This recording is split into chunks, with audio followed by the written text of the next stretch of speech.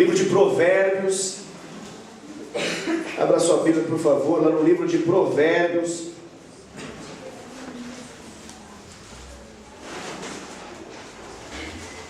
No capítulo 13. Você que está procurando Provérbios, fica depois de Salmos. Então, Provérbios capítulo 13.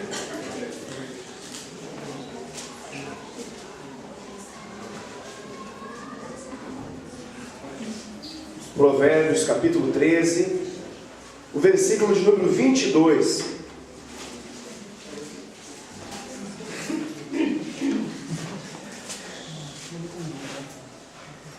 Glória a Deus.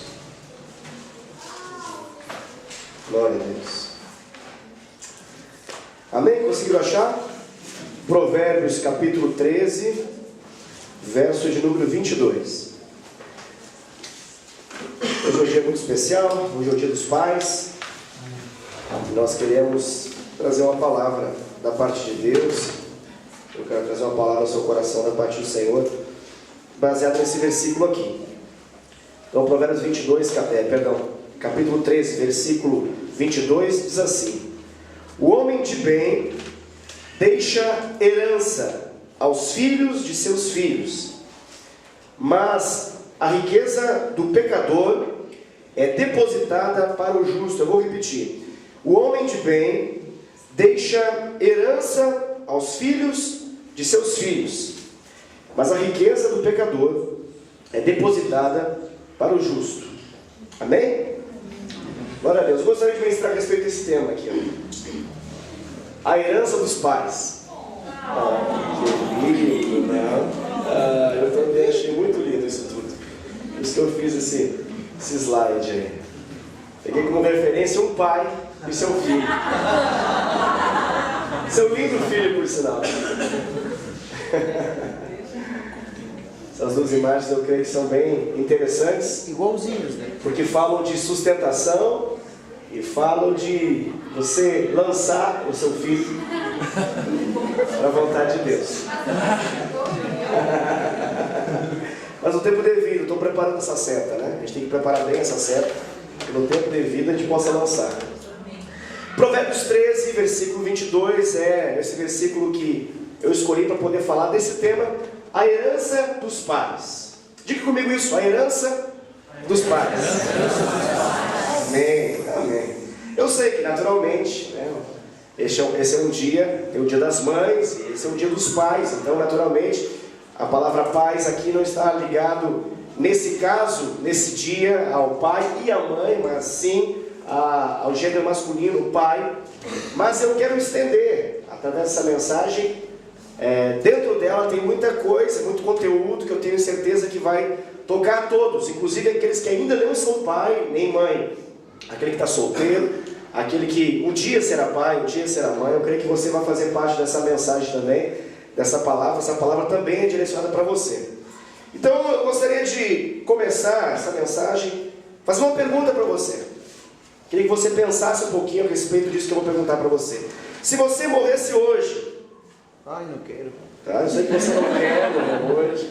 Eu também não desejo isso para você. Eu quero vida longa para você. Eu sei que você é alguém que tem promessas de Deus para viver. Não quero que você venha partir hoje.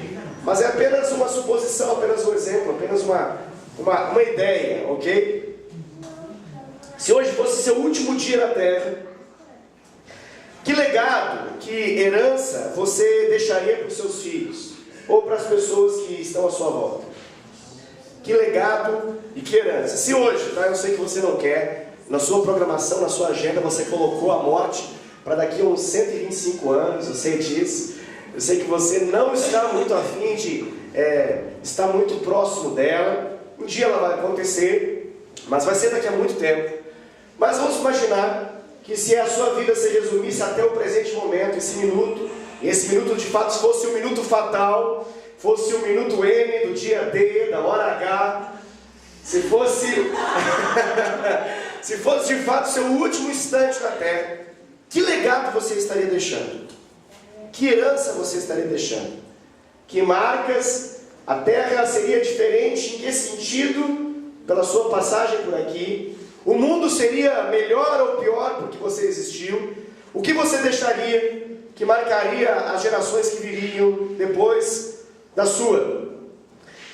É sobre isso que eu quero falar nessa noite, que é isso que eu gostaria de repartir ao seu coração. Talvez você pergunte assim, pastor, mas eu nunca pensei sobre isso. É importante pensar sobre isso? É digno a gente imaginar isso em algum momento? Quero dizer que sim, quero explicar o porquê. É porque saber o que você vai deixar quando você partir, quando você morrer, isso mostra verdadeiramente se a sua vida está tendo êxito ou se ela não está tendo êxito. Quando você analisa aquilo que você gostaria de deixar como legado, aquilo que você gostaria de deixar como herança para os seus filhos, para os seus netos, bisnetos, ou para as pessoas que o cercam, para as pessoas que o rodeiam, quando você para pensar e analisar em relação a isso, isso faz com que você analise a sua própria vida e a sua performance nessa terra. Isso faz com que você analise se você está com êxito ou não, se você é um bem-sucedido ou se você é uma pessoa má-sucedida em tudo aquilo que você fez. Você sabe que quando a gente fala de herança, nosso pensamento corre direto para a questão financeira. Afinal de contas, a palavra herança está muito ligada à questão de bens, posses, propriedades, aquilo que você deixa de valor material para os filhos, para os netos, para os bisnetos, ou para aqueles que dependem de você e que continuarão a depender daquilo que você deixou para eles depois que você partir. E na verdade as pessoas as vivem hoje em dia em busca de muitas conquistas que eu falo em termos materiais. Elas estão muito interessadas em juntar riquezas, posses. Para quê? Para que quando elas possam partir, para quando elas possam morrer, elas possam deixar os seus entes queridos, seus parentes, os seus amados filhos e filhas, eles possam deixar uma situação confortável para que eles possam viver bem. Então, a intenção de um pai, de uma mãe, levantar recursos da terra, é uma boa intenção. Ele tem o desejo de fazer com que haja uma boa condição financeira e uma grande provisão, ou uma boa provisão, pelo menos, para aqueles que vão viver depois que ele partir. Entretanto, ainda que isso seja bom, eu não estou dizendo que isso é ruim, tá? Isso é bom. Ainda que isso seja muito bom, e eu considero algo muito importante, a palavra de Deus, e a palavra que nós acabamos de ler nesse versículo aqui do Provérbios, capítulo 13, versículo 22, ela fala que existe uma herança que ela é melhor do que essa herança que você talvez esteja acostumado a pensar. E ela fala que é essa herança que nós devemos deixar. Esse é um legado. Pensa em algo, talvez se a palavra herança não te ajuda muito, pensa na palavra legado. Porque a ideia de legado dá uma ideia mais de princípios, valores, do que propriamente herança no sentido de posses e bens. E a maior herança, segundo a palavra de Deus, segundo esse versículo que você acabou de ler, que na verdade é um de muitos versículos que falam a respeito desse mesmo tema, a maior herança não é algo material. A maior herança não é um carro, uma casa, ou vários carros, várias casas, uma condição de vida nesse sentido bem confortável, em termos materiais, mas sim um legado, sim uma história, sim valores, ensinamentos, princípios. Esse sim, de fato, é um legado, um modelo que vai ser não apenas lembrado, mas vivenciado depois que nós partirmos. Você sabe que quando alguém morre, acho que você já deve ter se separado com essa situação, se não tão próximo de você, talvez em outra família que acabou chegando aos seus ouvidos. Mas quando alguém que tem muitas posses, muitos bens, ou não necessariamente muitas posses e muitos bens, mas quando alguém morre e ela tem alguma coisa a ser repartida entre os seus dependentes, muitas vezes isso termina em grande confusão. Não sei se você já teve essa infeliz experiência na sua família, com alguma pessoa que morreu ou com alguém próximo de você. Mas muitas vezes isso é motivo de briga, isso é motivo de contenda, de divisão, pessoas deixam de se falar em nome de uma situação, uma casa, ou um carro, ou outras coisas que envolvem isso. Tudo isso por causa de uma herança. Agora, quando você deixa princípios morais, pense nesse sentido aqui, quando você deixa valores e princípios espirituais que você viveu na sua vida, quando você deixa esse legado, eu nunca vi, e eu creio que eu nunca vou ver, eu creio que você nunca viu, também nunca vai ver, ninguém brigando por isso. Eu nunca vi ninguém de fato brigando pelos princípios morais que foram deixados pelos seus pais. Você já viu essa cena de alguém brigar na sua casa por um princípio moral que o seu pai deixou ou sua mãe deixou depois que partiu? Já viu essa cena ou não? Eu nunca vi um irmão brigando assim com outro irmão, porque o seu irmão aprendeu mais os princípios morais do seu pai do que ele. Aí ele vai lá e dá um soco no seu irmão, porque o irmão é mais reto de coração do que ele, é mais amável do que ele, melhor administrador das suas finanças do que ele. Você já viu acontecer uma briga assim? Eu vou bater em você, porque o meu pai te deixou melhor, em termos de valores morais, do que a mim. Então eu vou brigar com você. Já viu isso acontecer? Nunca vi acontecer. Se um dia você já viu, talvez você possa falar para mim, eu vou procurar mudar a minha mensagem. Mas eu nunca vi ninguém brigar, nunca vi da contenda, divisão, morte e muitas outras coisas que acontecem por causa dessa maravilhosa herança deixada pelos seus pais. No texto que a gente acabou de ler aqui, nós acabamos de ler um texto, ele fala que 2 homens estão aqui sendo mencionados, né? Você percebeu essa história? Creio que você leu atentamente, a gente leu 2 vezes. Se você ainda não entendeu, leia novamente enquanto estou falando. Mas esses 2 homens, e esses 2 homens, cada um deles deixa uma herança. Então, ambos deixaram herança. Esses 2 homens são intitulados aqui por Salomão, são provérbios de Salomão. Então, queremos que Salomão, ele está colocando isso na palavra de Deus como algo digno de ser ministrado um dia. E é por isso que eu gostaria de ministrar isso no seu coração. Ele fala que tem 2 espécies de homens, e ambos deixam uma herança. Um deles ele chama de homem de bem, nome que ele dá na versão Almeida, né? Homem de bem. E o outro ele chama de pecador. Homem de bem, o outro é o pecador. O homem de bem, a imagem que está ligada ao homem de bem, é que essa imagem ela fala de caráter. Então o homem de bem fala de caráter. Agora, a segunda imagem, que é o pecador, fala de prosperidade. Olha só que coisa estranha, parece um princípio estranho de ser entendido. Nessa passagem bíblica, o homem de bem está falando de caráter, e o segundo vai falar de prosperidade. Então o primeiro, quando ele morre, o que ele deixa algo de moral, um caráter, um princípio moral para a sua descendência. E ele não deixa só para os seus filhos, mas para o filho dos filhos. Está falando dos netos. Então ele deixa algo que vai além da próxima geração, mas algo que se perpetua nas próximas gerações. Já o segundo, quando morre, veja bem, ele morre, ele deixou herança. Só que a herança dele só tem riqueza. Olha só, vou repetir a frase. Só tem riqueza. Só. E essa riqueza, depois da morte dele, acaba não terminando na mão dos filhos. Olha que coisa maluca. Para tudo e analisa o que o versículo bíblico está falando. Na verdade, o Espírito Santo está falando conosco através do versículo bíblico. Primeiro deixa uma herança. Essa herança é um legado moral, de princípios e valores, de acordo com a palavra de Deus. Esse é o homem de bem. Fala de caráter. O segundo fala apenas de riqueza. E o lamentável é que a herança que ele deixa, por incrível que pareça, essa herança não é desfrutada pelos filhos, mas ela é transferida, ela é depositada na conta do justo. Talvez você pense assim, quem é o justo? Porque aqui está falando de transferência de valores monetários para o justo. Se você sabe quem é o justo, você ficaria até feliz nessa hora. Mas quem é o justo? Quem é o justo? Alguns já levantaram a mão, porque entenderam que são justos. Para que você possa entender um pouco melhor, essa palavra justo tem 2 sentidos aqui. E ambos estão certos. Um deles é esse, que fez com que você levantasse a sua mão e ficasse feliz. Porque é uma promessa de que haverá uma transferência de valores de herança do ímpio para o justo, do pecador para o justo.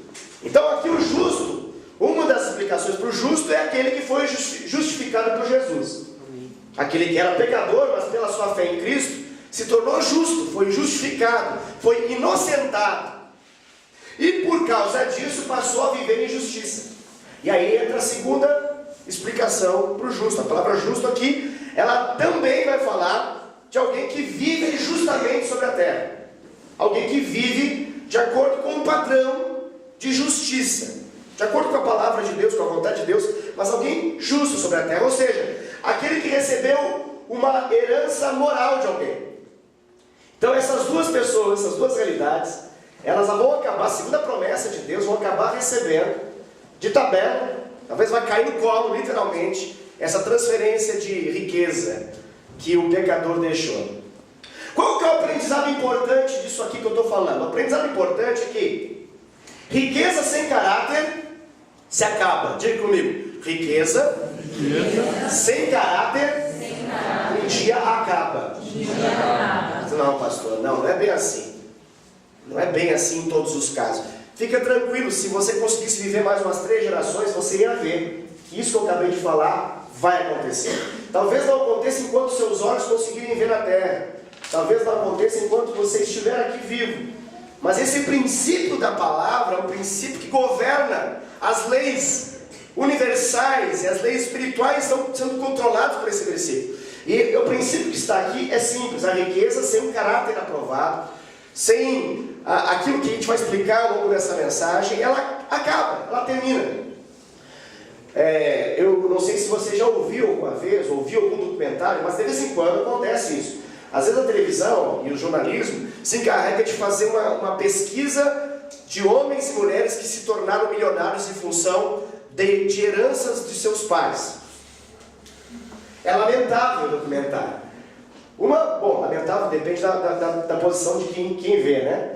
Alguns ficam felizes, porque eu nem merecia ganhar tudo isso mesmo. Mas é lamentável o poder de destruição de alguém que não tem caráter quando pega muito dinheiro na sua mão. Ou muita herança é liberada sobre si. Por que acontece isso? Porque não tem caráter. Em pouco tempo, aquela riqueza ela acaba. Em pouco tempo ela acaba.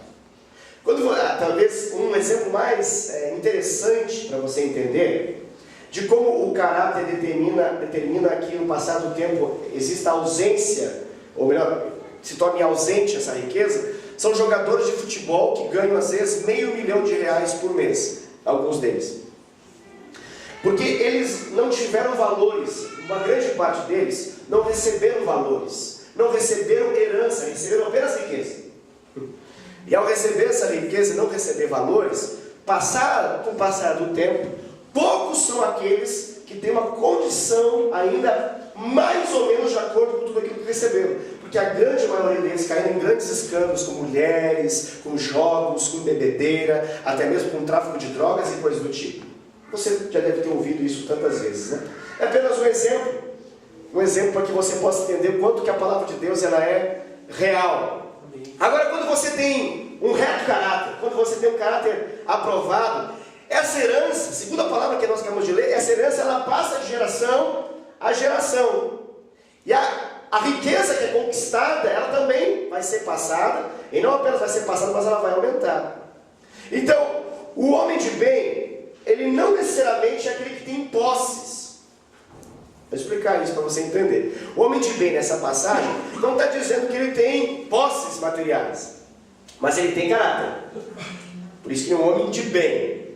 E por ter esse caráter, ele deixa essa herança para as próximas gerações, para as gerações futuras. Então, para você entender, a Bíblia fala em Provérbios capítulo 22, versículo 6, ensina a criança no caminho que deve andar, porque quando ela se tornar mais velha, for mais madura, ela não vai se desviar desse caminho. Então, aquilo que você ensina para o seu filho no caminho correto, isso vai passar não apenas para o seu filho, mas isso vai se transmitir para os filhos dele, e para os netos dele, os seus bisnetos, e para os bisnetos deles, os seus trinetos, tataranetos e assim por diante, tataranetos, quantos você assim quiser. Por quê? Porque isso jamais acaba. Esses princípios são imutáveis e eles não acabam, mas eles são poderosos ao ponto de permanecer para várias e várias e várias gerações.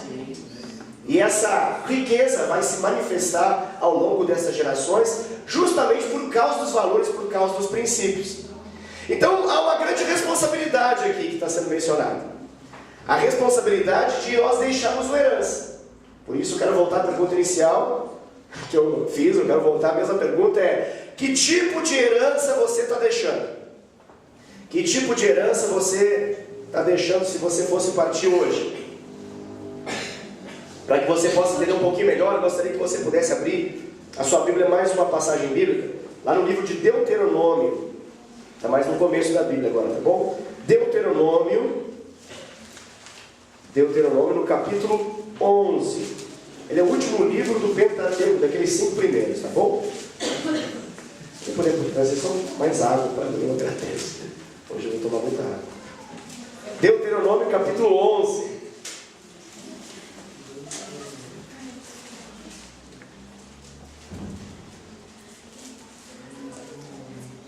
Deuteronômio capítulo 11, vamos ler a partir do versículo 13 até o versículo 21. Deuteronômio capítulo 11, a partir do versículo 13. Veja bem o que está dizendo aqui, ó.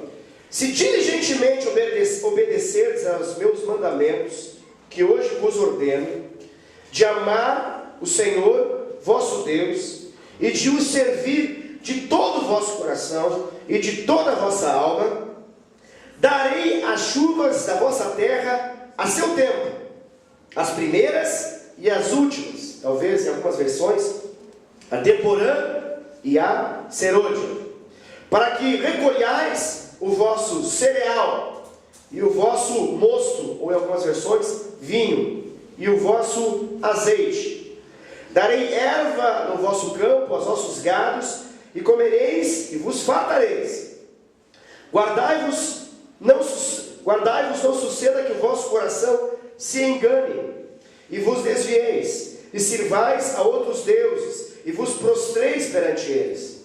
Que a ira do Senhor se acenda contra vós outros, e feche ele os céus, e não haja chuva, e a terra não dê a sua messe, e cedo sejais eliminados da boa terra que o Senhor vos dá.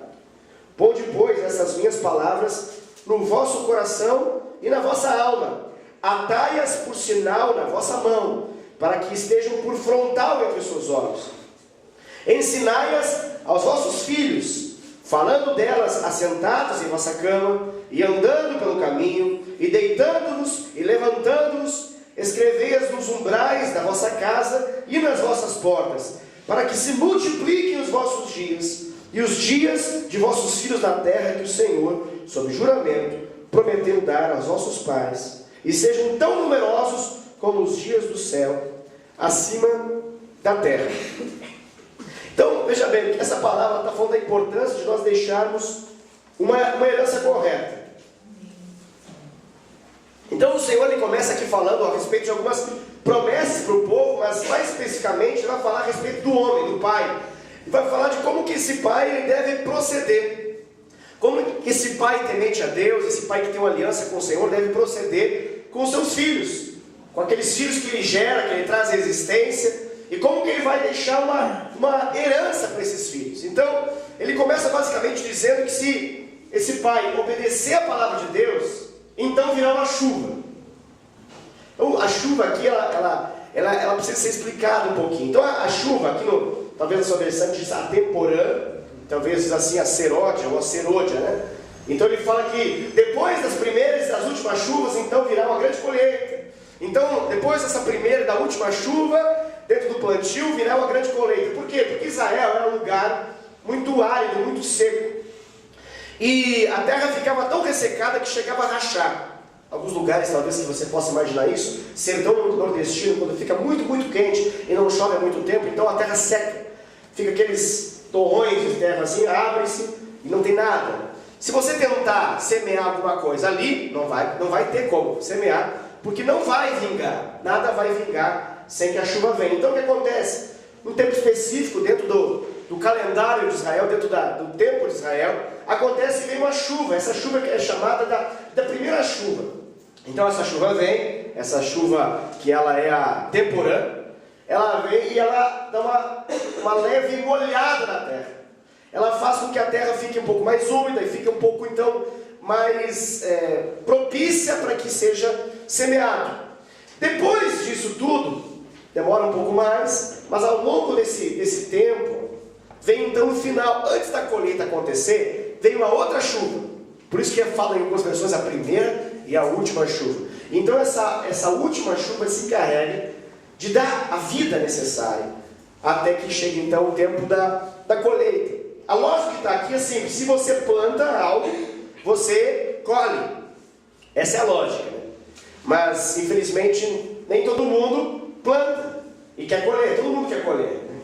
Quando fala colheita, a palavra colheita, ela tem um poder dentro da gente que ela nos faz pensar em muitas coisas poderosas e maravilhosas e gostosas. A palavra colheita é muito bonita, mas é importante que colheita não existe sem semeadura ou sem plantio. Você não consegue colher nada sem que algo seja plantado. Então, tenta imaginar uma situação para que fique melhor o seu entendimento. Tenta imaginar que você agora pega o seu cartão de débito, o seu cartão de sacar, pode ser até mesmo um cartão de crédito, que às vezes você consegue sacar dinheiro com ele, né? Às vezes tem dinheiro, um saldo específico lá no seu cartão de crédito. Mas para ficar mais fácil ter entendimento, imagine o seu cartão, o seu banco de débito, ok? Aí você vai na caixa eletrônica com a finalidade de sacar. Aí você tenta lá, aperta lá os números, ou toca na tela, e então aparece lá uma informação mais ou menos essa: saldo indisponível. O que esse saldo indisponível está tentando dizer? Ele está dizendo que você não semeou. Não houve semeadura suficiente, por isso você não pode colher. Ou seja, se você não depositar nada nessa conta, ou se alguém não depositar nada nessa conta, vai aparecer essa informação de saldo insuficiente, porque não tem como colher nada, porque a conta não veio chuva sobre ela. A chuva não veio, então não deu. E às vezes o que acontece, por não vir chuva, alguém até plantou, mas a chuva não veio, a sequidão matou. Porque às vezes a gente recebe algumas coisas na nossa conta, né? Mas às vezes não vem chuva, não vem bênção. O que vem uma geada da braba. E acontece, você fica na expectativa de colher, mas a geada mata. E aí não acontece nada, você fica naquela expectativa e ela é frustrada. Eu falo isso, é uma ideia, mas às vezes quando você vai para a vida real, não apenas financeira, mas em todas as demais áreas, nós queremos e temos muita expectativa de grande colheita, mas por vezes somos tão poucos semeadores. Tem homem que quer colher muito da sua esposa, mas não semeia nada nela, e ela vai colher mesmo. O contrário também é verdade, tá bom? Tem filhos que esperam muito seus pais, mas não semeiam também nada, então não vão colher. A mesma coisa, pais que têm grandes expectativas em relação aos seus filhos, mas se não semear, vai dar saldo insuficiente na cara do pai, por meio da expressão do rosto do filho. Então, a lógica que está aqui é para que fosse plantado algo, era necessário chuva. Então, quando tivesse próximo da colheita, viria essa chuva da parte de Deus, seria a garantia da bênção, tá bom? Para que então pudesse acontecer uma grande colheita. Se a lógica que está aqui, Deus está falando por meio dessa passagem de Deuteronômio, para os pais, daquela povo da aliança com Deus, se eles obedecessem a palavra, e aí vem outra passagem bíblica, outro princípio que ele fala ali, e servissem ao Senhor, se devotassem na obra do Senhor, se servissem ao Senhor, se fossem bons servos nas mãos de Deus, então tudo daria certo na vida deles. Eles seriam extremamente abençoados. E como que se manifestaria essa bênção? Aí vem algumas imagens aqui que no contexto ali eram físicos, mas para nós não tem muito sentido hoje, tem que ser explicado. Por exemplo, eles iam recolher, o que eles iam recolher? Cereal, mosto e azeite. Ou cereal, vinho e azeite. Bom, cereal fala de alimento, alimento fala de comida, comida fala de provisão, ok? Então eles teriam garantia da provisão. Outra coisa, ali também fala, além de falar de cereal, está falando também que eles iam recolher vinho. Você sabe que vinho na Bíblia é um sinônimo, né? É uma ideia de alegria. Eles acabariam por receber muita alegria como recompensa da parte de Deus. E também, além do vinho, receberiam azeite. E azeite na Bíblia fala de unção, fala da presença do Espírito, fala da pessoa do Espírito Santo, fala da obra do Espírito Santo. Então, veja bem para você entender, esses pais acabariam por receber provisão, alegria e presença gloriosa do Espírito Santo sobre as suas vidas. Então, se você quer ter isso, vamos tentar botar ideias aqui: prosperidade, alegria e certeza da atuação do Espírito Santo, da presença do Espírito Santo, há uma prévia, algo que tem que anteceder. E aqui o que tem que anteceder é a obediência diligente à palavra de Deus.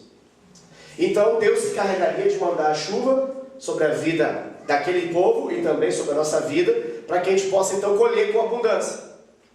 Eu tenho certeza que isso, se isso pudesse resumir a nossa vida, já estaria de bom tamanho. Se a nossa vida pudesse ser resumida com essa prosperidade, com essa alegria e com uma maravilhosa e sobrenatural presença do Espírito Santo, eu não sei se a gente precisaria de mais alguma coisa na vida. Mas vamos entender um pouco mais a respeito dessa passagem, porque toda bênção material, segundo essa passagem e outras tantas da Bíblia, ela é uma consequência de uma vida espiritual que é levada a sério. Toda bênção material, ela é uma consequência de ser abençoado na vida espiritual. Então, isso não está falando que você não pode considerar suas necessidades serem atendidas por Deus. É claro que pode. A Bíblia fala que nós devemos apresentar todas as nossas necessidades diante de Deus. Mas aqui está ressaltando a importância de uma vida espiritual séria, de uma vida espiritual diligente, ou seja, alguém que de fato vive a presença de Deus. Além disso, fala de outra coisa. Os versículos vão avançando nessa passagem que a gente leu e fala que nós devemos ensinar os nossos filhos. E fala que ao ensinar os nossos filhos nós vamos deixar um legado, nós vamos deixar uma herança para eles. Então o que Deus está falando é o seguinte: se a bênção sobre a sua vida, veja bem, eu acabei de falar de coisas materiais, tá bom? Falei ali de prosperidade, alegria, presença de Deus, mas se manifestando como abundância, como provisão abundante. Então, se a bênção de Deus sobre a sua vida, ela vem através da obediência, então você precisa ensinar o seu filho ao quê? A obedecer. Essa é a lógica. Porque se você ensina o seu filho a obedecer, naturalmente ele vai também desfrutar da riqueza. Se a sua herança consiste simplesmente em riqueza, diz o versículo que nós lemos antes, que isso pode resultar em grandes problemas. Essa riqueza ainda pode acabar na mão de outras pessoas. Mas se a sua herança ela consiste no seu nível de obediência a Deus, que é transmitido e ensinado para os seus filhos, uma vez que eles aprendem isso por meio do seu exemplo como pai, eles vão acabar, ao final, sendo muito abençoados. Então, o que Deus está falando aqui é que nós devemos deixar uma herança para aqueles que nos cercam. Se a nossa vida acabasse hoje, qual herança você deixaria? Eu estou explicando agora. Você deveria deixar, eu devo deixar uma herança para as pessoas que me cercam. E essa herança para os meus filhos, sejam físicos e espirituais, para as pessoas que eu quero influenciar, que fui chamado por Deus a influenciar, elas devem ser traduzidas na minha própria vida com Deus. Então a minha vida com Deus vai determinar o meu caráter reto. A minha vida com Deus vai determinar a santidade se expressando nos meus relacionamentos. É isso que eu devo deixar. Se os meus filhos têm que aprender alguma coisa, se meu filho Eliel e todos os demais, muitos filhos que eu vou ter, não falei muito antes com a Dácia sobre isso. Se alguma coisa de fato relevante eu preciso deixar para eles, e a minha maior preocupação deve ser eu deixar para eles santidade, vida com Deus, obediência aos princípios de Deus, aprender a se relacionar com o Senhor, aprender a adorar, aprender a se prostrar, aprender a orar, aprender a discernir a vontade de Deus em meio à vida. Veja bem, se o material, segundo essa passagem bíblica, ele é uma consequência da vida espiritual levada a sério, então se a primeira coisa que eu falei está garantida, se a obediência está garantida, sendo passada para os meus filhos, se eles de fato aprenderem, então você pode estar seguro, você pode morrer em paz, sabendo que você marcou a sua descendência talvez para o resto da eternidade.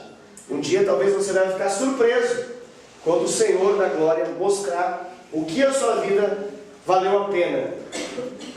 Então, quando eu falo tudo isso, eu passo a pensar uma coisa.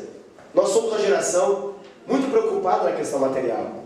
Nós gostamos, você sabe, o Brasil ele passou por um crescimento financeiro, então hoje nós temos a possibilidade de ter muito mais recursos para muitas coisas, né? Nós temos mais dinheiro na comparação com o passado, na grande maioria das pessoas, é claro, estão falando isso. Hoje o Brasil tem um poder de compra maior, antes aquilo que era muito caro agora se transformou em algo mais barato. Então nós queremos e temos aprendido a como encaminhar bem os nossos filhos para a vida, né? E se gasta muito, os pais explicam muito isso para os filhos. Eu não acho que seja errado explicar muito isso sobre os filhos, mas Na grande maioria das vezes, os pais querem falar para os filhos que eles têm que fazer informática. Lembra esse nome? Hoje em dia a gente nem fala assim mais, mas os pais se encarregam. Não, você tem que fazer informática. Para informática, para uma criança de 3 anos, ele não sabe, mas ele sabe o que é tablet, ele sabe o que é iPhone, ele sabe o que é iPad, ele sabe o que é iTouch, ele sabe tudo. Ele não sabe o que é iPin, mas ele sabe o que é iPad. Porque já tá nos genes dele isso tudo. Agora, para a informática é meio estranho. Mas para o pai é importante ele fazer um curso básico de informática. O pai, porque penou muito na vida e não conseguiu avançar às vezes tanto quanto gostaria, não aprendeu muitas línguas, fala para o filho, você tem que aprender várias línguas, principalmente o inglês, que é a língua que vai te abrir muitas portas. Se de repente você quiser avançar mais, pega outra língua, talvez o espanhol, talvez o espanhol, talvez uma outra língua, alemão, italiano, alguma língua que possa ser importante na sua formação. Então os nossos pais falam isso pra gente. Eles estão errados? Não, não estão errados. Você está errado em falar isso para os seus filhos? Não está errado em falar isso para os seus filhos. Agora, pastor, eu posso estar errando em alguma coisa? Pode estar errando muito. O problema é, e você está muito errado, se você só fala isso. Repito. Se você só fala isso para os seus filhos, como ele tem que aprender a dirigir, ele tem que ter carteira A, B, depois tem que ter C, tem que ter D, tem que dirigir avião, tem que... literalmente dirigir. O avião, não se dirige avião, você diz. É só para você entender os nossos exageros que a gente quer dar aos nossos filhos total possibilidade para que eles possam ter uma garantia assim, de uma qualidade de vida assim, extravagantemente boa. Só que a maioria dos pais cristãos, infelizmente, eles não fazem a outra parte que Deus fala que é a primeira e a mais importante. Até que se você não quiser falar de informática e não quiser falar de línguas internacionais, línguas estrangeiras, até você nem pode, mas uma você deve fazer. Você deve ensinar, e o seu filho precisa aprender a ouvir a Deus. Ele precisa aprender a discernir a palavra de Deus. Isso é a coisa mais importante. Por quê, pastor? Porque a riqueza sem caráter acaba. O seu filho, dependendo da circunstância econômica, e parece que o Brasil, segundo profecias, é uma bola da vez, bate crise em tudo que é lado, mas o Brasil está aí, firme e forte, bonito, saudável, e está para crescer ainda mais. Diz os profetas que isso tem a ver com algo da parte do Senhor que Deus quer para o Brasil. Parece que é mesmo. A Europa está em crise, a Espanha está quase quebrada, alguns já estão quebrando lá, tem gente saindo de lá, voltando para suas nações de origem, mas o Brasil está aí. A gente dá uma reclamadinha aqui e ali, mas estamos bem, graças a Deus. Agora, isso faz nos crer que se permanecer essa bênção de Deus sobre o Brasil, seus filhos estão bem. Seus filhos estarão bem. Agora a pergunta que eu faço, aqueles que vêm depois de você, aqueles que você tem um chamado a influenciar, pense em filhos espirituais também, você como discipulador, líder de célula, o que você de fato está deixando? Você está ensinando isso? Você está transmitindo isso? A sua vida tem deixado esse legado? Porque se a sua preocupação é outra, saiba que se for uma riqueza, essa riqueza sem caráter ela acaba. Se o seu filho, seus filhos não tiverem um legado moral, de nada vai adiantar as conquistas suas e deles, porque ela ao final vai acabar. É muito bom aprender línguas, já falei disso, mas você precisa ir um pouco mais além. Por exemplo, é bom aprender inglês, mas você deveria ter o mesmo interesse que seu filho aprendesse inglês, talvez até mais do que seu filho falasse em línguas estranhas. É bom ele dominar a informática, mas mais do que dominar a informática, você precisaria garantir que seu filho pudesse dominar a palavra de Deus, conhecer ela intensamente, poderosamente, ao ponto de discernir a vontade de Deus. É bom que nossos filhos tenham um bom preparo, uma boa formação estudantil, acadêmica. É muito bom. Mas a herança que de fato vale, ela é muito mais, talvez, simples do que nós, pais, por vezes achamos. E é o que realmente importa, tem a ver com o nosso caráter. O caráter que vai ser imitado, a nossa moral que vai ser imitada, a nossa vida espiritual que vai ser imitada. Eu entendo isso porque nós somos brasileiros e nós amamos futebol. Faz parte da nossa cultura, somos o melhor do mundo, até que alguém prove o contrário. né? Enquanto nós tivemos os títulos que tivemos, a Itália está tentando chegar perto, mas ainda não vai conseguir. Então, a nossa lógica é a seguinte: um pai, né? Não eu, mas eu estou falando dos pais em geral. Talvez a maioria dos pais crentes também não pensem assim. Mas a maioria dos pais se encarregam de rapidinho dar bola para o filho. E a esperança de dar uma bola para o filho é que seja o novo Neymar e vá para o Barcelona e fique muito rico. Basicamente é assim. Há um sonho no coração de muitos pais que a bênção financeira se materialize, já que o pai foi um perna de pau e não conseguiu fazer muita coisa. Então ele tem muita expectativa que o seu filho possa ir mais além. E chega a ganhar alguns milhões, de repente isso cai também como uma ajuda financeira para o pai. Agora o detalhe é o seguinte: essa cultura é a que forma os Neymar da vida. Essa cultura forma os talentosos jogadores brasileiros. Mas são justamente esses talentosos jogadores brasileiros que são capas de escândalo em revista, capa de revista com escândalos sexuais e todo tipo de moralidade que você já sabe. Por quê? Porque eles não foram preparados para isso. E essa riqueza, sem caráter, ela acaba.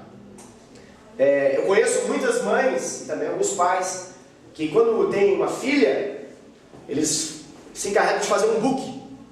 Eles se encarregam de rapidamente tirar as fotos mais lindas, mais maravilhosas e rapidamente assim colocar para o mundo da moda, para que de repente vá que surja uma Gisele Bündchen nessa história, né? Vá que a minha filha é um novo talento, uma top internacional, uma top model. Diz uma das mulheres mais ricas, que mais ganha dinheiro nisso tudo. Não, brasileira.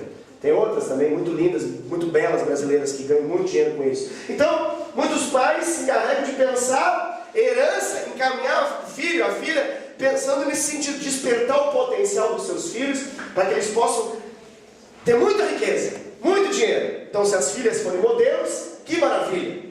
Agora, muitos não sabem, se você não sabia disso, eu quero te poder explicar, que a vida dessas moças, na grande maioria, é um grande inferno. Porque, em troca disso, algumas até crentes perderam a santidade porque precisaram fazer coisas imorais para poder subir na carreira. E tiveram que ceder a sua santidade em troca de dólares e fortunas. Então, veja bem, qual que é o mecanismo que está aqui? É importante você entender o que está acontecendo. Quando você deixa uma herança material, e herança material é um conjunto de bens, um conjunto de posses que alguém conquista no seu dia a dia, você está conquistando coisas. Você trabalha, então o teu salário, você consegue pagar suas contas, é aquilo que sobra, é natural que você procura juntar coisas, e é possível que você daqui a pouco, se você já não tem, você venha a obter posses, bens, coisas que vão se perpetuar para gerações futuras. Muito bom isso tudo, mas veja o que as pessoas não entendem quando elas pensam em relação a isso que eu estou falando. Isso tudo na sua vida tem um custo, não tem? Para você juntar bem, para você juntar posse, tem um custo ou não tem? Qual que é o custo? É o custo de tempo, é o custo de esforço, bastante, né? E de conhecimento, é ou não é? Concorda comigo? Então, para você ter o que você tem, isso redundou para você um grande investimento de tempo, de esforço e de conhecimento. E você sabe que para que você possa aumentar isso, você vai ter que despender mais tempo, mais esforço e aumentar o seu conhecimento. Então, olha a coisa que as pessoas não entendem, os crentes por vezes não entendem. Se para conquistar uma herança material, a gente precisa disso, tempo investido, esforço investido e conhecimento, por que a gente acha que para deixar uma herança espiritual, a gente acha que vai ser de outro modo? Porque a gente, às vezes, não entende que herança espiritual também é um investimento de tempo, esforço e conhecimento. E a vitória que a gente tanto espera se materializar em nossa casa, cereal, vinho e azeite, exatamente, elas redundam como uma consequência de tempo, esforço e conhecimento de Deus. Então, para que você possa deixar um legado, você precisa viver a palavra de Deus. É o que Deus está falando. Então, se forma um caráter reto para aquelas pessoas que estão à nossa volta, quando nós gastamos tempo para poder aprender a vontade de Deus, quando nós nos esforçamos para viver a palavra de Deus, para viver a vontade de Deus, e de acordo com aquilo que Deus nos faz conhecer dele. Qual que é o resultado disso? Bênção, vitória, poder. Eu vou fazer uma pergunta para você, eu creio que você vai ser sincero. Você gostaria de deixar um bom legado espiritual para os seus filhos? Sim. O que você gostaria de... Se você pudesse ouvir, eu sei que você não vai poder ouvir porque você vai estar com o Senhor da glória para a tua eternidade. Mas, vamos imaginar que ele não fala em relação a isso, então nós podemos imaginar que quando você chegar no céu, assim como vão colocar um epitáfio na sua lápide, aqui na terra, né, as pessoas costumam colocar uma frase de efeito, né? Epitáfio é essa frase de efeito depois que morre, sabe? Você vai no cemitério municipal de Curitiba, você vai em qualquer cemitério, tem lá na lápide, no túmulo, tem frases. Aquilo chama-se epitáfio. Se pudesse ser apresentado o seu epitáfio, epitáfio não é o nome de um homem, tá bom? Mas que pareça. Se pudesse te apresentar o epitáfio seu, lá no céu, o que as pessoas da terra falariam de você? Se falariam. O que você gostaria de ouvir? Ele foi um grande homem de Deus, você gostaria de ouvir isso? Amém. Grande mulher de Deus, ungida. Gostaria de ouvir isso? Não. Amém. Aí foi um homem muito bem sucedido. A bênção de Deus sobre a vida dele se manifestou sobre todas as áreas, deixou um grande legado para as pessoas que o cercam. A terra perdeu com a sua partida. Gostaria de algo assim ou não? Amém. Agora deixa eu fazer uma pergunta um pouquinho melhor. Já que você gostaria de algo assim, quanto tempo você está destinando para conhecer verdadeiramente ao seu Deus? Quanto tempo você está gastando e se esforçando para poder conhecer os princípios de Deus e para poder ensinar os seus filhos a respeito daquilo que você está vivendo em Deus? Quanto tempo? Quanto tempo você está gastando para deixar um legado? Pensa um pouquinho.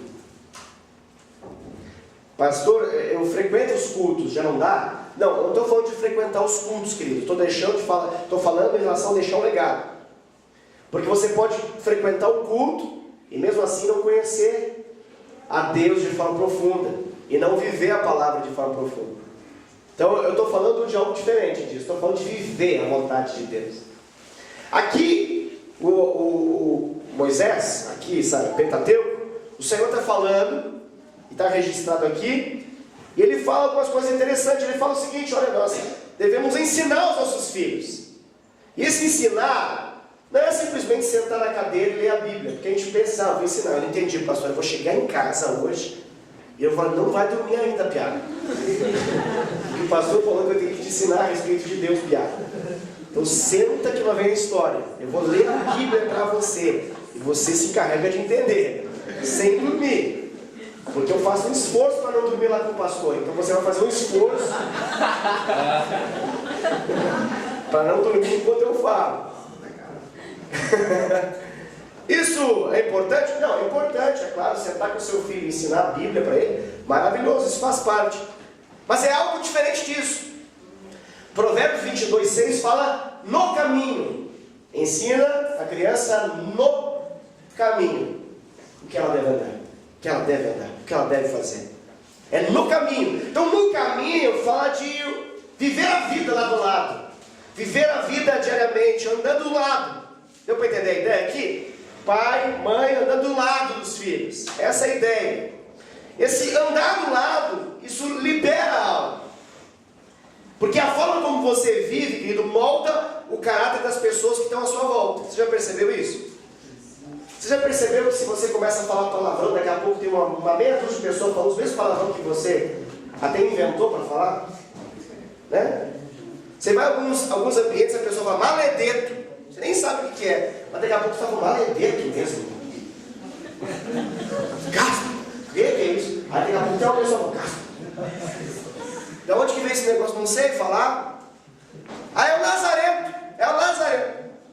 Daqui a pouco é o Lazarento mesmo. Você nem sabe a origem, não sabe se é um palavrão, se é algo de ódio, se envolve racismo, coisa do tipo. Mas é um poder da influência. Esse poder da influência influência para mal, mas ele deve ser usado para bem. Então eu repito aquilo que eu acabei de falar. A forma como você vive, se você vive santidade, se você vive caráter de Deus, um reto caráter, isso molda as pessoas à sua volta. Você já percebeu alguém ficar alterado pela sua chegada porque sabe que você tem uma vida reta? Já ou não? Vou mudar a frase que talvez ela não foi compreendida. Alguém já deixou de falar alguma coisa e disse para você: ah, não, nem vou falar isso, porque eu sei que você não crê nisso, não concorda com isso. Esse é o primeiro nível da influência. É o nível de que ela está respeitando primeiramente. O segundo, ela passar a viver isso. Mas o primeiro é esse. Ela sabe que você tem tanta convicção naquilo que você vive que ela até fica desencorajada de viver a porcaria que ela queria viver na sua frente. É aquele negócio, alguém fala um palavrão e ei, pastor, tá aí. Não sei porque eu vivo isso direto. Você vive isso algo também? Tipo assim, ei, ele é crente. Você vive isso? Se não está vivendo, querido, essa palavra é para você, querido. É da parte de Deus, porque as pessoas falam o que querem, vivem do modo como querem, e a sua presença com luz não incomoda as trevas, você talvez esteja um pouco entrevado. Talvez você esteja meio em trevas, as pessoas estão acomodadas. Quem aqui já ouviu a história de um homem chamado Jonathan Edwards? João já ouviu, Francisco já ouviu, Bradley também já ouviu, Bradley. Mas só vocês três? Mas ninguém ouviu a respeito de Jonathan Edwards? Uau! Quem aqui já ouviu de um livro chamado Heróis da Fé? Quem aqui leu o livro Heróis da Fé? Então você leu a respeito de Jonathan Edwards. Você não se lembra, querido.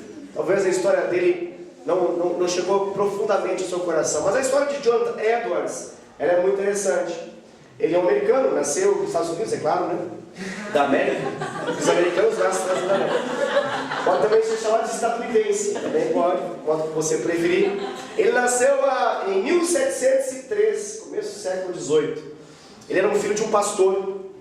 Então ele já nasceu numa família crente, uma família temente a Deus. E ele conta a história dele, relato biográfico desse homem, Jonathan Edwards, que ele começou a estudar latim, olha só, latim, aos 6 anos de idade. Com 13 anos, diz a história a respeito dele, que ele era fluente em grego e hebraico. Aonde que você deve imaginar que se estuda grego e hebraico? Me dá uma luz aí. Em que livro que a gente precisa ter algum contato com grego e hebraico? Agora você acha que quem ensinou grego e hebraico para ele? Pai.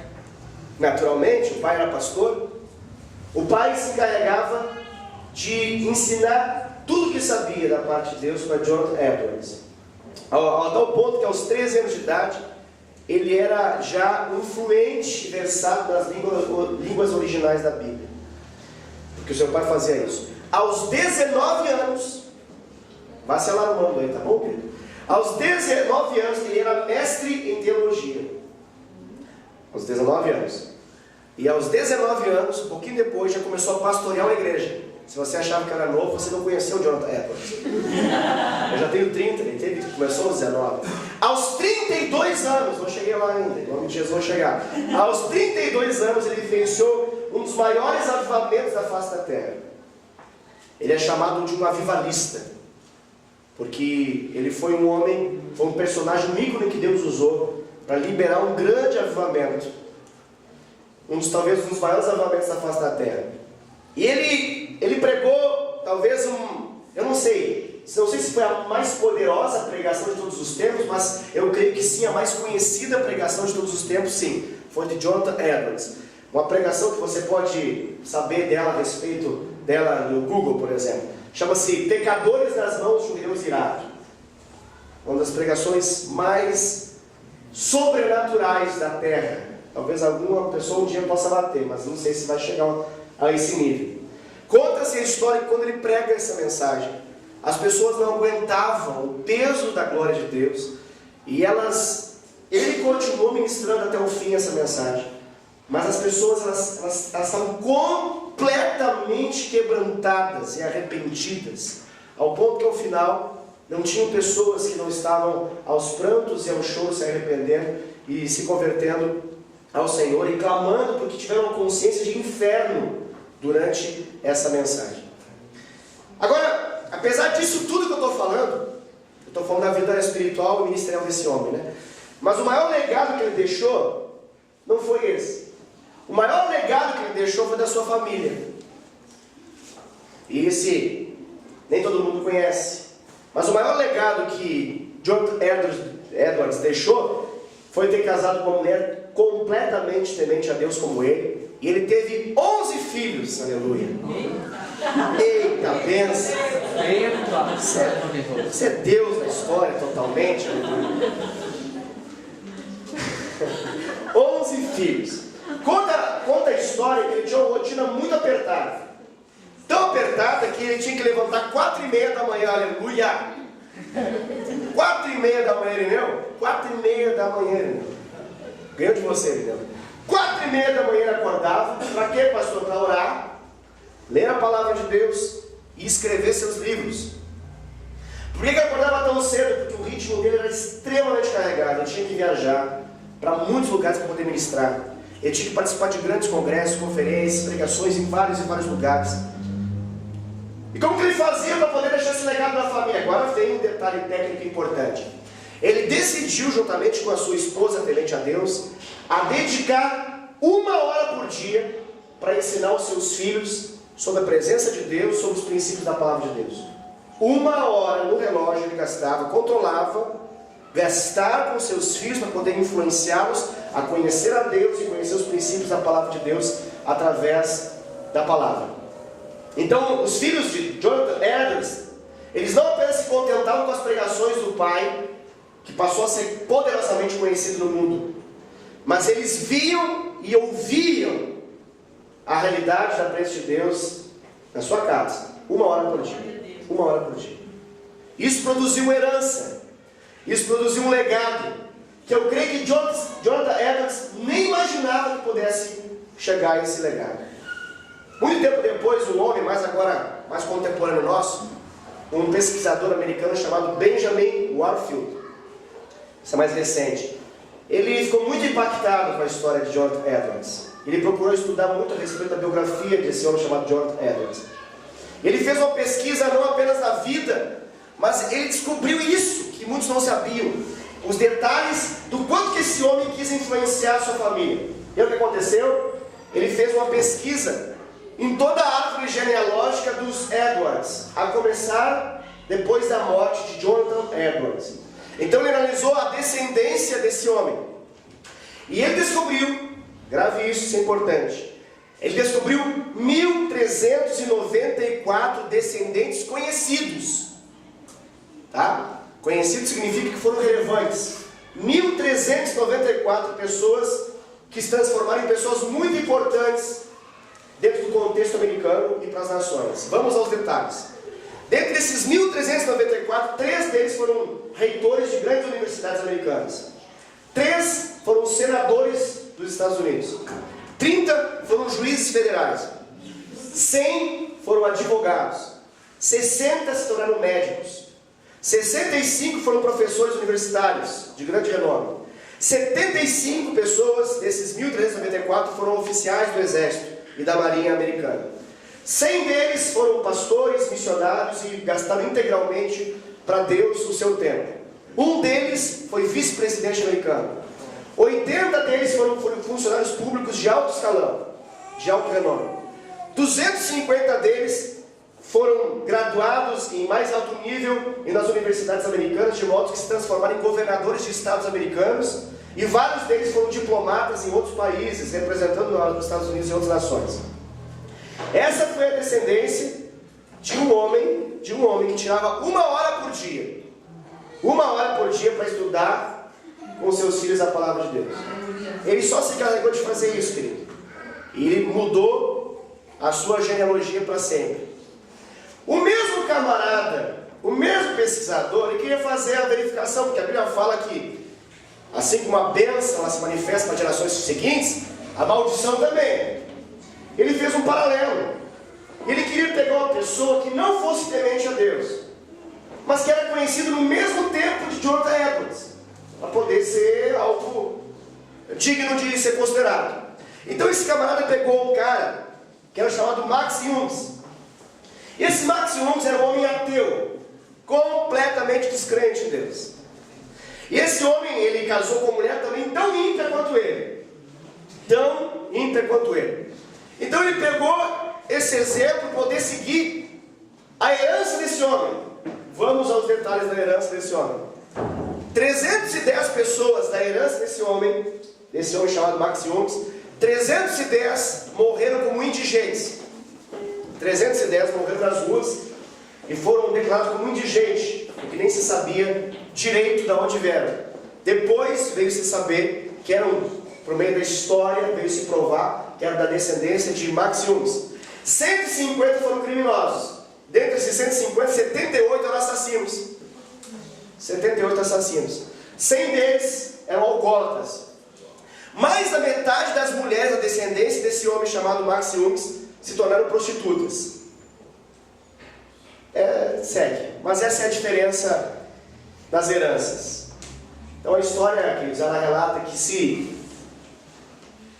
Jonathan Edwards deixou esse legado para os seus filhos, na comparação com aquele outro que talvez deixou até mesmo um legado material para os seus filhos, o primeiro foi mais poderoso.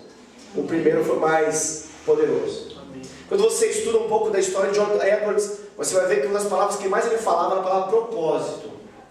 A palavra propósito era a palavra que mais ele falava.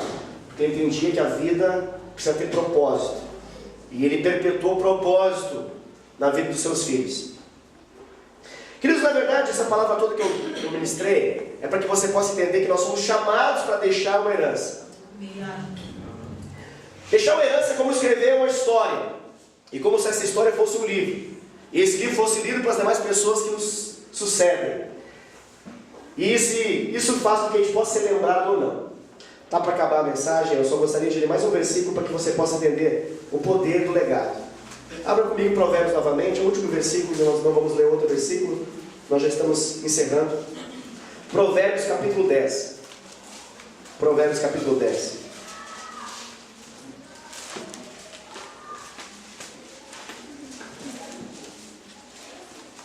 Provérbios capítulo 10.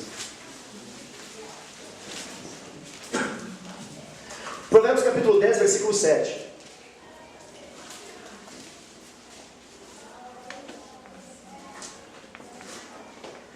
Provérbios capítulo 10, versículo 7. Diz assim: a memória do justo é abençoada, mas o nome dos perversos cai em podridão. Quando a Bíblia fala aqui a memória, ela não está falando da capacidade de se lembrar de alguma coisa, tá? Mas ela está falando da história. In memoriam, a história, nesse sentido, está falando de legado. A Bíblia fala que o ímpio, na verdade, ele vai ser como uma coisa podre. Imagina uma coisa podre. Agora faz cara de alguém que cheirou essa coisa podre. Faz uma carinha só para ver como é que você faz essa cara de coisa podre. Foi legal, Zé? Deu pra sentir daqui a podridão do negócio, como fez uma cara legal. É exatamente isso. Tenta imaginar essa cara, Zé, que você fez ao ser mencionado o nome de uma pessoa ruim. Mas ruim que dói. É assim que o versículo está falando. A Bíblia fala que esse homem de Deus, o homem justo, o homem que lança e dá uma herança, a Bíblia está falando que o justo ele vai ter a memória abençoada. As pessoas serão abençoadas ao lembrar da existência dessa pessoa. Mas o pecador, o perverso, o que desprezou a palavra de Deus, os princípios do Senhor, vai ser como algo podre, que as pessoas não vão se sentir bem. Então, querido, aquilo que você faz enquanto você está vivo, determina aquilo que vão falar de você depois que você morrer. Então, se você quer que as pessoas falem bem, se encarregue de mudar talvez aquilo que está fazendo já com que as pessoas falem mal. Não se tem prazer, ninguém tem prazer na memória de alguém que viveu errado. Você até cita, mas isso não traz boas recordações. Mas a memória de um justo é abençoada. Um crente morre, mas um crente morre, as pessoas à sua volta são muito abençoadas. Muito abençoadas. Eu não sei se você sabe a história de um homem chamado Alfred Nobel. Mais fácil falar assim, Nobel. Não sei se você sabe o que é Nobel? Já ouviu falar de Nobel? Prêmio Nobel, exatamente. Agora você sabe por que é Prêmio Nobel? Já estudou um pouquinho a história desse negócio? Vou te explicar.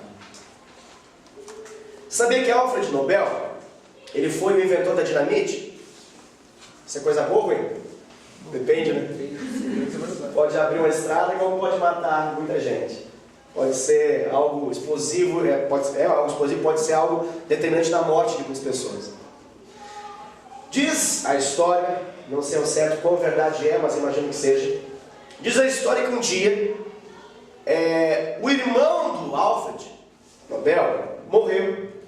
Mas chegou a informação, um homem da publicidade, um homem do jornalismo, de que Alfred Nobel havia morto. E ele se encarregou, sem pesquisar muito, de lançar para frente isso no jornal. E ele declarou em capa, assim, o mercador da morte morreu. Isso assustou o camarada. Porque a gente não está acostumado a ouvir algo que a gente morreu e a gente continua vivo, né? Agora, bom seria de alguém falar essa mentira que a gente morreu e alguém falar assim: meu Deus, Wesley morreu? Puxa, mas ele foi tão tremendamente usado por Deus, vai deixar um legado. Agora, horrível coisa é de você não ter morrido, estar vivo e você chegar, ler um jornal de que você morreu e a pessoa que escreveu se encarregou de dizer que o mercador da morte, o homem que tornou a morte em algo como mercado, veio a morrer. Isso devastou o coração de Alfred Nobel. Sabe o que ele fez? Já estava numa idadezinha um pouco mais parada aqui para cá. Ele pegou toda a sua fortuna, toda a sua herança, e ele decidiu criar um prêmio. E esse prêmio honraria todos aqueles que fizessem algum bem para a humanidade. Então tudo que pudesse redundar em benefício se tornaria algo digno de ser recompensado, valorizado e honrado.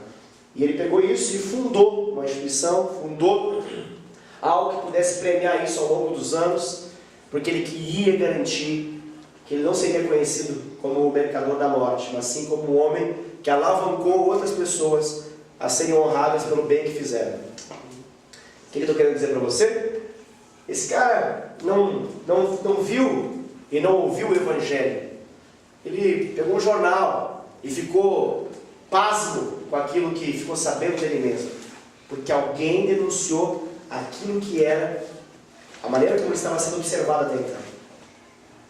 Talvez, quando eu falo assim para você, qual o legado que você está deixando, talvez é bom você ouvir as pessoas. Talvez você possa chegar em casa e perguntar para o seu esposo se você morreu. Amor, você morreu hoje. O que eu deixaria? Pode ir na República também, pode ser. Na República também, seus amigos. A herança que você deixa fala de você quando você parte, querido. A herança que você deixa, ela vai falar algo de você depois que você morrer. Volta a perguntar e com isso eu encerro. Que herança você tem deixado? Amém? Essa herança você não deixa com um atestado de óbito do lado. Essa herança você deixa pelo exemplo de vida que você dá. E não tem maior e melhor exemplo que você possa dar do que ser obediente ao Senhor, ouvindo a sua voz, servindo a Ele com toda a sua força, com todo o seu coração. Jonathan Edwards fez isso. Amém?